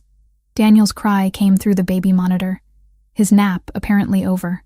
Joseph released me reluctantly, but we went to the nursery together, finding our son standing in his crib with his arms reaching up. Hey, little man. Joseph scooped him up, and Daniel immediately grabbed at his face with sticky fingers. Want to hear some news? Your mom said yes. We're getting married. Daniel gurgled, more interested in trying to eat Joseph's watch than in family announcements. I leaned against the doorframe, watching them together and trying to reconcile this domestic scene with the reality of Joseph's world. We should tell your sisters, I said, before they find out some other way and get offended. Sophia probably already knows. She has an uncanny ability to figure things out before I tell her. But Joseph pulled out his phone anyway, texting with one hand while Daniel tried to grab it with both of his. The response came within seconds. Sophia's reply was simply, "Finally. Dinner at my place tomorrow. Everyone will be there." Tomorrow? I felt panic rising. That's not enough time to prepare. Prepare for what? They already love you. Joseph settled Daniel on his hip. Sophia wouldn't let me hear the end of it if I married someone she didn't approve of, and Maria's been asking when I'm going to make it official for months. But I should bring something, or dress appropriately, or... Amanda. He cut off my spiral. You're family already. Tomorrow is just the formal announcement. They're going to be happy, not judgmental. He was right, of course. The next evening at Sophia's house in Coral Gables, surrounded by his sisters and their families, the reaction to our engagement was enthusiastic support. Maria hugged me so hard I lost my breath, while Julia cried and immediately started planning wedding details I hadn't even considered yet. Sophia pulled me aside while the others cooed over Daniel and discussed catering options. "You're good for him," she said without preamble. I wasn't sure at first. Thought maybe you were just in a bad situation and he was your way out. But watching you these past months, the way you handle his world without losing yourself in it, I understand why he loves you. Thank you. That means a lot. Don't thank me yet. But Sophia was smiling. Being part of this family is work. We're loud and opinionated, and we will absolutely interfere in your life. But we're also loyal, and we protect our own. You're one of us now. Gabriel, Sophia's 16-year-old son, appeared at my elbow. Can I hold Daniel again? He likes when I make faces at him. I handed over my son, watching Gabriel settle on the couch with practiced ease, making exaggerated expressions that had Daniel laughing his gurgling baby laugh. This was the family I was marrying into. Complicated and loud and full of love that showed itself through constant presence and fierce protection. Joseph found me later on the back patio, looking out at Sophia's carefully landscaped garden. Overwhelmed yet? Little bit? I leaned against his side. Your family is intense. That's a polite way of saying they're a lot. He wrapped an arm around my waist. But they mean well, and they're genuinely happy about us. I can tell. Maria's already trying to plan a bridal shower. Let her. It'll make her happy, and you'll end up with ridiculous gifts that somehow become essential. Joseph's tone was fond. That's how this family works. We involve ourselves in everything. Inside, I could hear someone arguing about whether the wedding should be in a church or outdoors, voices rising with passionate opinions. Daniel's laugh punctuated the debate, reminding me that all of this, the chaos and the love and the complicated politics, was for him, to give him a family that would surround him with protection and acceptance. Months had slipped by in a blur of night feedings, cautious laughter, and the strange steadiness that came from surviving together. Daniel was getting close to his first birthday now, sturdier, louder, more curious every day. And sometimes I caught myself thinking we might actually be okay. I'm pregnant. The words escaped before I'd fully processed them. Joseph went very still. What? I took a test this morning. I was going to wait to tell you, make it special somehow, but I turned to face him. We're having another baby. I'm about 6 weeks along. The joy that transformed his face was immediate and complete. He pulled me close, one hand coming to rest on my still flat stomach. Another baby. When? July, probably. I'll need to see the doctor to be sure. Daniel will have a sibling close in age. Joseph's voice was thick with emotion. That's good. They'll grow up together. Are you happy? I know we didn't plan this, and the wedding is already complicated enough without adding pregnancy. I'm thrilled. He kissed me, slow and deep. Scared. Because now I have even more to protect. But thrilled. We stood like that for a moment, his hand on my stomach, both of us absorbing this new reality. Through the windows I could see his family gathered in Sophia's living room. Gabriel still holding Daniel, Maria and Julia gesturing animatedly about something. This would be our child's family too. This loud, loving, complicated group. We should tell them, Joseph said finally. Now? I just told you 5 minutes ago. They're all here. Might as well share the news while we have everyone together. His expression was mischievous. Plus, it'll derail the wedding planning arguments, which I find exhausting. Back inside, Joseph cleared his throat for attention. The room quieted gradually, everyone turning to look at us with expectant faces. We have more news. He kept his arm around my waist. Amanda's pregnant. You're all getting another niece or nephew in July. The room erupted. Maria actually shrieked. Sophia's eyes went wide with surprise and delight, and Julia immediately started crying again. Gabriel looked confused about why everyone was so excited, but joined in the congratulations anyway. 2 babies under 3 years old. Sophia shook her head but was smiling. You're going to be exhausted. We're already exhausted, I pointed out. What's a little more? That's the spirit. Maria hugged me again. This calls for celebration. Non-alcoholic for you, obviously. But the rest of us can toast. The evening dissolved into planning and celebration, Joseph's family already incorporating this new member into their expectations and excitement. I watched them pass Daniel around, saw how naturally they included him in every conversation, and felt the last of my reservations about marrying into this family ease. Later, after we'd returned home and put Daniel to bed, Joseph and I lay in the darkness of our bedroom. His hand rested on my stomach, though there was nothing to feel yet, except the knowledge that something was growing there. "Thank you," he said quietly. "For getting pregnant? I'm pretty sure you participated in that. For choosing this. For choosing me in this complicated life. For giving Daniel siblings and making a family with me." His thumb traced circles on my skin. "I never thought I'd have this. Never let myself want it because my world seemed too dangerous for this kind of happiness. It is dangerous, but it's also ours." I covered his hand with mine. "We'll figure out how to keep them safe. Both of them. All of you."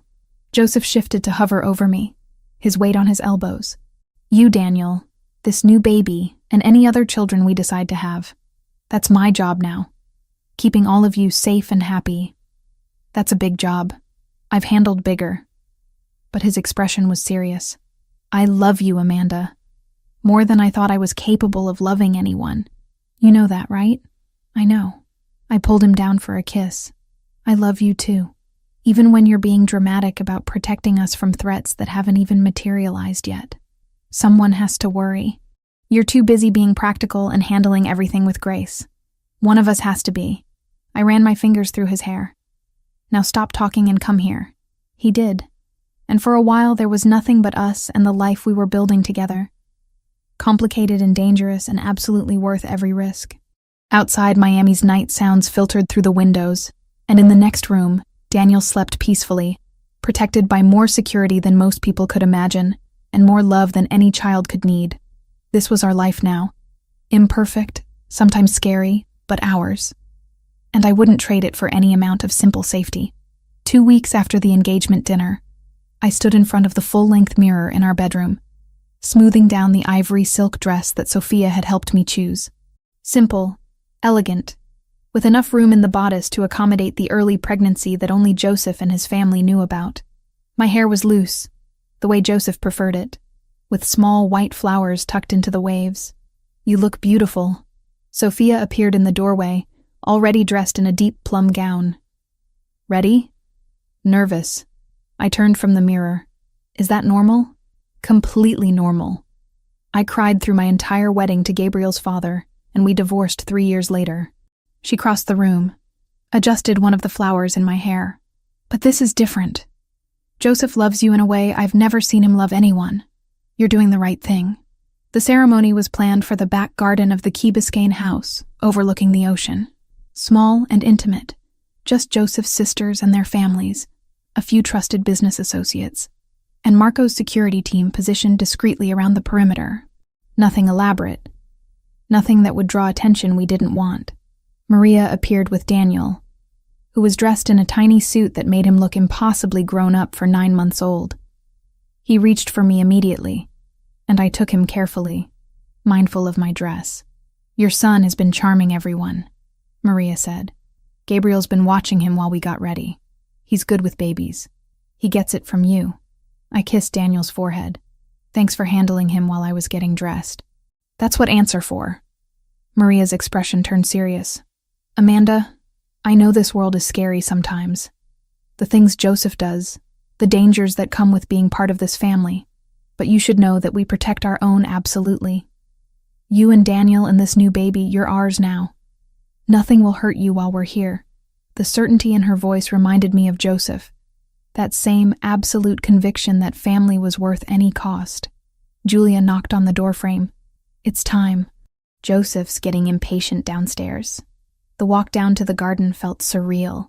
Sophia carried Daniel while I held a small bouquet of white roses, my hand shaking slightly as we approached the setup overlooking the water. Joseph stood under a simple arch decorated with more flowers, wearing a dark suit that made his eyes look almost black in the afternoon light. When he saw me, everything else faded. The guests, the security team, the elaborate setup. None of it mattered except the way he was looking at me like I was the only thing in the world worth seeing. The ceremony itself was brief. Traditional vows with a few personal additions.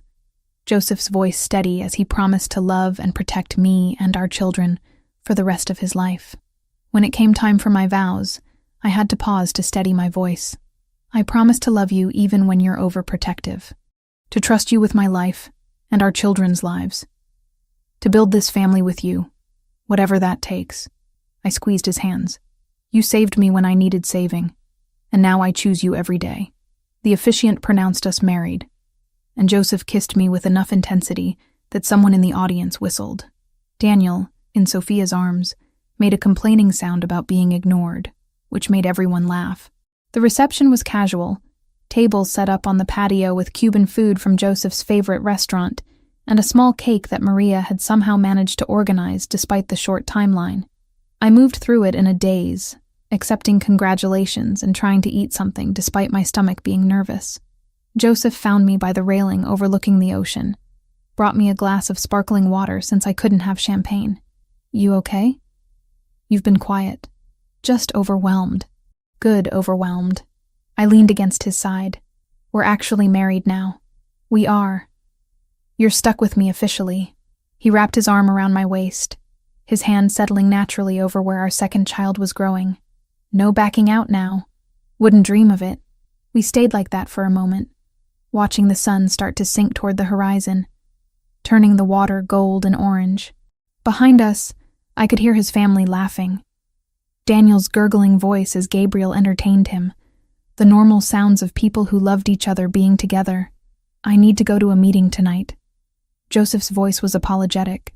The Russians want to renegotiate part of our agreement. It shouldn't take long. Maybe 2 hours, but I need to be there. Tonight? On our wedding night? I know. I'm sorry. But this is important. And if I don't show it, looks like weakness. He turned me to face him. Stay here with security. Marco's team will be around, and my sisters are staying for dinner. I'll be back before Daniel's bedtime. I wanted to argue, wanted to insist that surely one night could wait, but I'd agreed to understand his world. And this was part of it. Business didn't stop for weddings or convenience. Okay, but you owe me. I'll make it up to you. He kissed me thoroughly. I promise.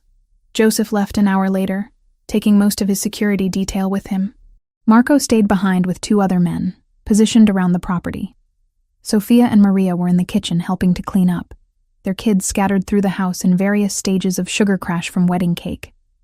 I was changing Daniel's diaper in the nursery when I heard it. Glass breaking downstairs, then shouting. My heart stopped. Every maternal instinct screaming danger. I scooped Daniel up, held him against my chest, and moved to the door. Marco's voice came from the hallway, urgent but controlled. Mrs. Rinaldi, stay in the nursery. Lock the door. What's happening? Intruder. We're handling it. His footsteps were already moving away, down the stairs toward the commotion.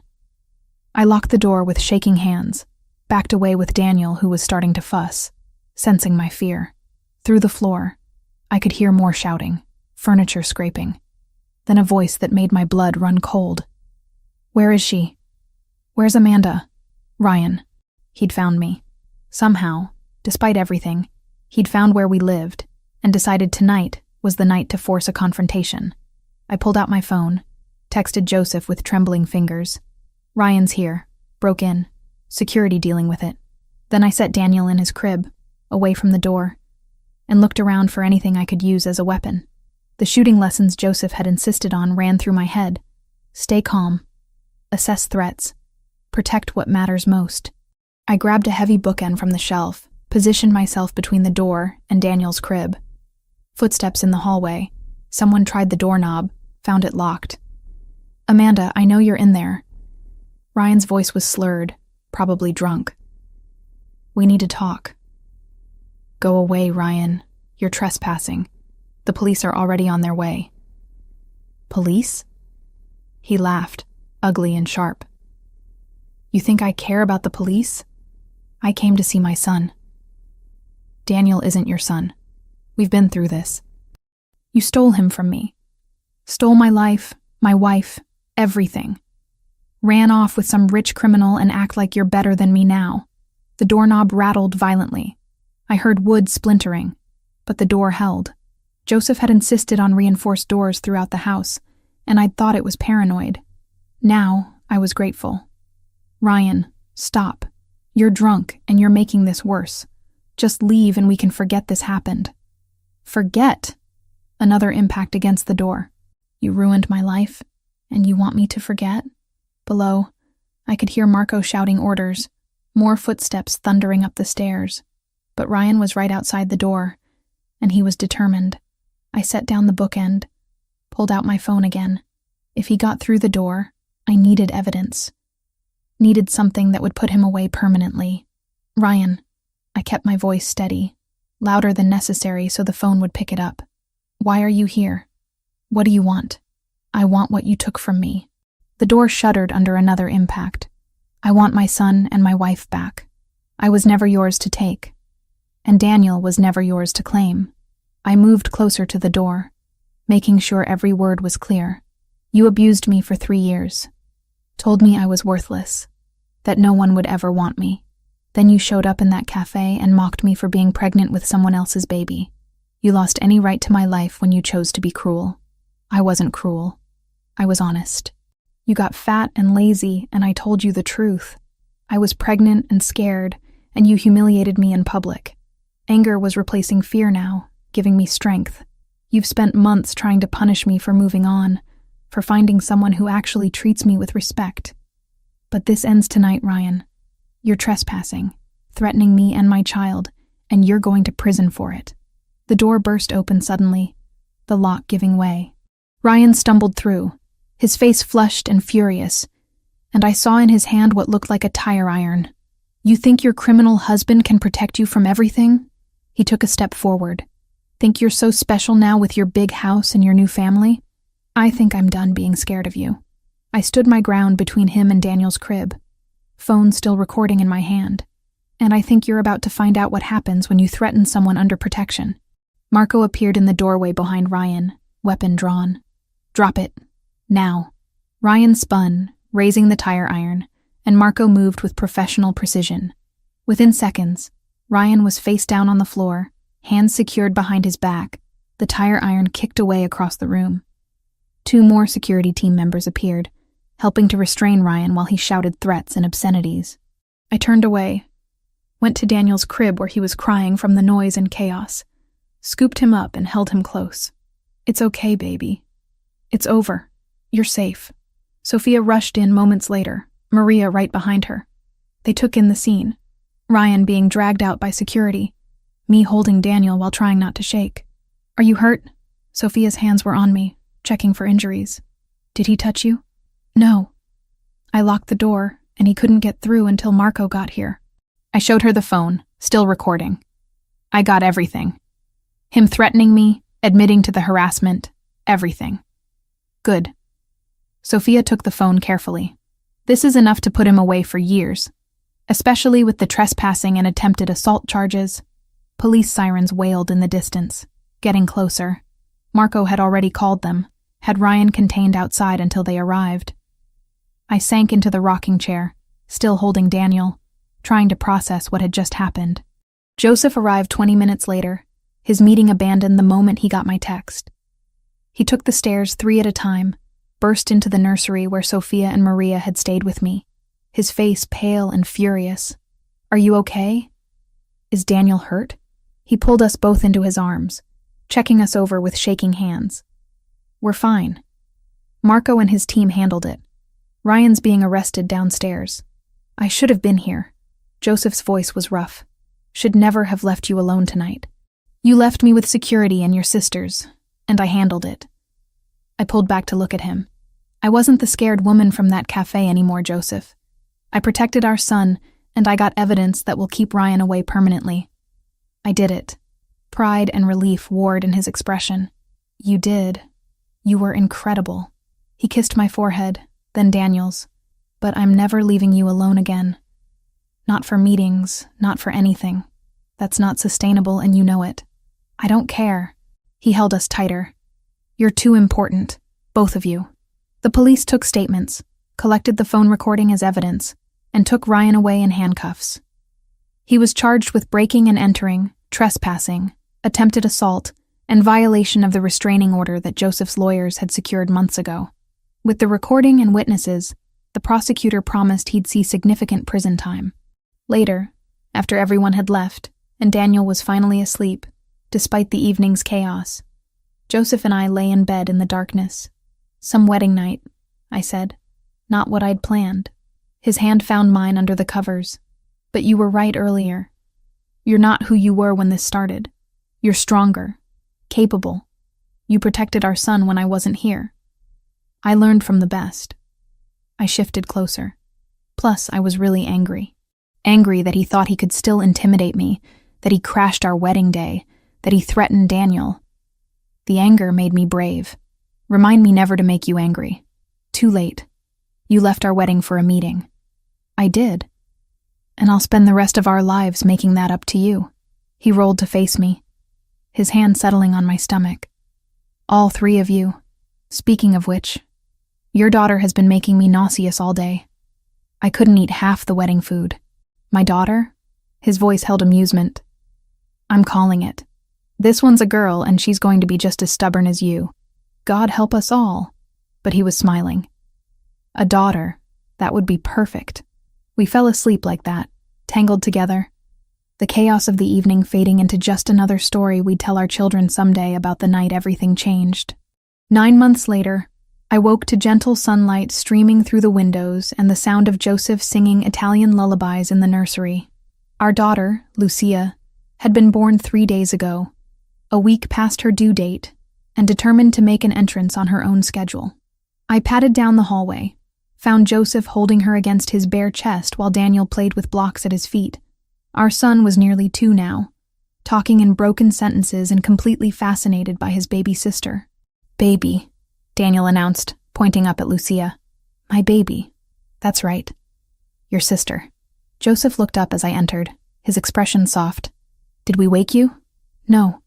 I just wanted to see you all." I settled onto the floor beside Daniel, let him climb into my lap. "How long has she been up?" "Hour, maybe. She's hungry, but I wanted to let you sleep." He transferred Lucia carefully into my arms, helped me position her to feed. "You needed rest. This was our life now." Early mornings and late nights, 2 children under 3, the organized chaos of family. Joseph had transitioned more of his business operations to legitimate ventures, though he still maintained connections to his old world. The security remained, the awareness of danger, but it had become background noise to the daily reality of raising our children. "I'm going to take Daniel to the park this afternoon," Joseph said, settling beside us on the floor. "Give you some quiet time with Lucia." "You don't have meetings?" "I moved them. Family comes first."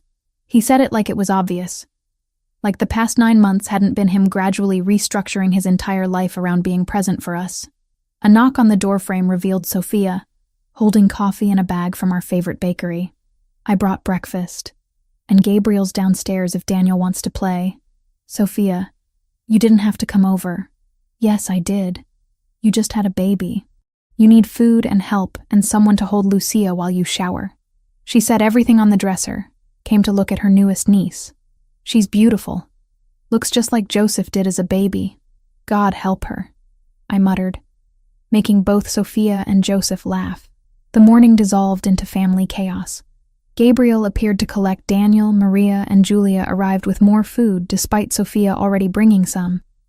And suddenly our quiet morning was full of voices and laughter, and people who loved us. I retreated to the nursery with Lucia after her feeding, needing a moment of quiet. Through the window, I could see the ocean stretching to the horizon, the same view I'd had on our wedding day 9 months ago. My phone buzzed with a news alert. Local headlines, nothing important. But one item caught my attention. Ryan Cooper had been released from prison after serving 8 months. Good behavior, apparently, and overcrowding had led to early release. I should have felt something. Fear, anger, anxiety about him being free. Instead, I felt nothing. He was just a name now, someone from a past life that no longer had power over me. Joseph appeared in the doorway, reading my expression. "What's wrong?" "Ryan got out of prison. I just saw the alert." I showed him the phone. He took it, read the headline, then set it aside. "Do you want additional security? I can have Marco assign someone to watch for him." "No." The answer surprised us both. "No, I don't think that's necessary. He knows what happens if he comes near us again, and I'm not going to live in fear of someone who doesn't matter anymore." Joseph studied me for a long moment, then nodded. Okay, but if that changes, if you feel unsafe at all, tell me. I will. I looked down at Lucia, sleeping peacefully in my arms, but I don't think it will. I have too much to protect now to waste energy being scared of Ryan. Later that afternoon, I was walking with Lucia in the stroller through the park near our house when I saw him. Ryan, standing by a bus stop, looking thinner and older than I remembered. He saw me at the same moment, his eyes widening with recognition. I could have turned around, could have called for Joseph or security. Instead, I kept walking, pushing the stroller past him without breaking stride. He opened his mouth like he was going to say something, but I looked right through him, acknowledging his presence without giving it weight. Behind me, I heard him take a step forward, then stop. Probably saw the security detail that followed me everywhere. Probably remembered what happened the last time he tried to confront me. I didn't look back, just kept walking with my daughter, toward the playground where Joseph was pushing Daniel on the swings, toward the family we'd built from broken pieces and second chances. That night, after both children were asleep and the house was finally quiet, Joseph and I sat on the back patio overlooking the ocean. He had his arm around me, my head resting on his shoulder, both of us exhausted but content. I saw Ryan today, I said into the comfortable silence. At the park. Joseph tensed slightly. Did he approach you? No, I just walked past him. He didn't matter. I lifted my head to look at him.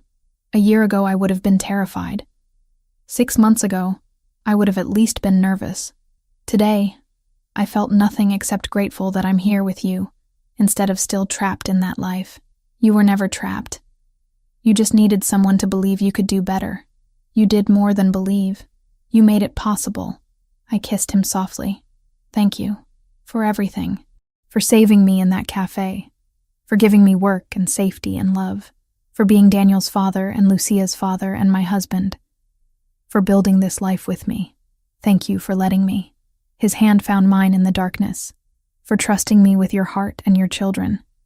For choosing this complicated, sometimes dangerous life because you loved me enough to make it work. Inside, Lucia started crying through the baby monitor. We both sighed, then laughed. Your turn, I said. My turn? I did the last 2 feedings, and I pushed her out of my body 3 days ago. Your turn. Joseph stood, pulled me up with him. How about we both go? Tag team. We went inside together, picked up our crying daughter together, settled into the nursery's rocking chair together with Lucia between us. This was our life now. Imperfect and chaotic, and filled with early mornings and constant vigilance. But it was ours, built from nothing into something that mattered more than anything else in the world. Through the window, Miami glittered in the darkness, full of danger and opportunity, and people living their own complicated lives. But in this house, with my husband beside me and our children sleeping peacefully, I had everything I'd ever wanted, and more than I'd ever dared to dream was possible. Ryan Cooper was free somewhere in that city, but he no longer had power over my story. That belonged to me now, to the family I'd chosen and the life I'd fought to build. And nothing, not my past or present dangers or future uncertainties, could take that away.